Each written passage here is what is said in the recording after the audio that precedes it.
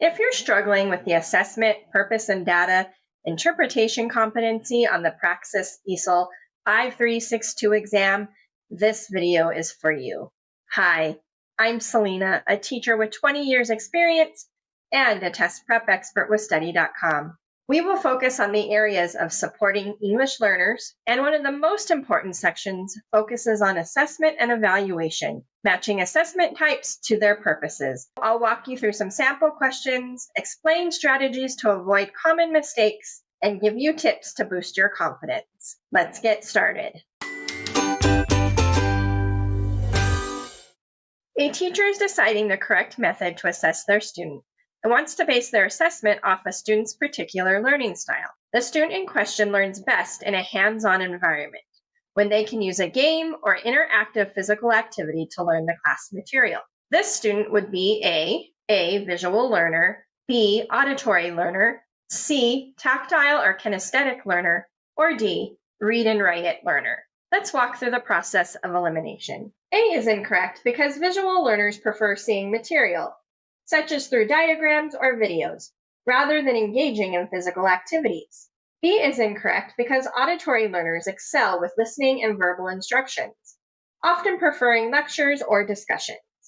D is incorrect because read and write learners prefer written material such as reading books or writing notes as their primary method of learning. The correct answer is C, because tactile and kinesthetic learners learn best through physical movement, hands-on activities, or interactive tasks. These learners excel when they can engage with the material through actions in real-world experiences. The use of games or interactive physical activities aligns with the needs of a tactile or kinesthetic learner. Which of the following is an appropriate way to adapt a math assessment for an EL? A, skip any problems that involve reading comprehension. B, allow the student to use a bilingual dictionary. C, use only word problems, or D, exclude the student from the assessment. A is incorrect because skipping problems that involve reading comprehension would eliminate valuable opportunities to assess the student's full understanding of the content, including mathematical vocabulary. C is incorrect because using only word problems may make the assessment more difficult for ELs who struggle with language comprehension. The focus should be on math concepts, not just language. D is incorrect because excluding a student from an assessment violates the principle of providing equitable educational opportunities and would prevent the student from demonstrating their knowledge. The correct answer is B. Allowing the student to use a bilingual dictionary can help them better understand the language of the assessment without compromising the integrity of the math content. This adaptation helps English learners access the material while still assessing their math skills. Please use the following passage to answer the question. This graph shows data from 6 students. The goal on the test is to earn a score of 1,000 or higher. Students 1 and 3 only speak English. Student 2 is an ELL who has been learning English for 3 months. Student 4 is an ELL who has been learning English for 2 years. Student 5 is an ELL who started learning English last year. Student 6 is an ELL who started learning English 4 years ago. The teacher has been asked to use this data to make recommendations for student placement in advanced classes. Based on this data, which student should he recommend for the special classes?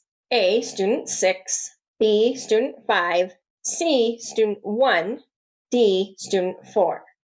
Based on the data in this chart, the teacher should recommend student number 5 for the advanced classes. Student 5 began learning English last year. Although they did not quite make the standard on this assessment, their achievement is remarkable given the short time they have been speaking English. Rapid learning of English suggests that student 5 would be a good fit for advanced classes. The correct answer is B, student 5. Which of the following is a form of summative assessment? A, final exams, B, journal entries, C, quizzes, or D, exit tickets. B, journal entries are typically formative assessments, as they provide ongoing insights into student learning and are used to guide instruction during the learning process. C, quizzes can be both formative or summative, depending on when they are administered. However, when used in the middle of a unit to check understanding, they are more formative. D, exit tickets, are also formative assessments, since they provide immediate feedback at the end of a lesson to gauge student understanding and adjust instruction. The correct answer is A. Final exams are a summative assessment. Summative assessments are designed to evaluate student learning at the end of an instructional period, such as a unit, semester, or course. They typically assess the cumulative knowledge gained over the period. Thank you for joining me on some practice questions on the Praxis ESOL 5362, Assessment Purpose and Data Interpretation, Assessment and Evaluation, matching assessment types to purpose, diagnostic, formative, and summative, interpreting data competency. I hope you feel more confident on exam day. For more practice, check out our Praxis ESOL 5362 playlist.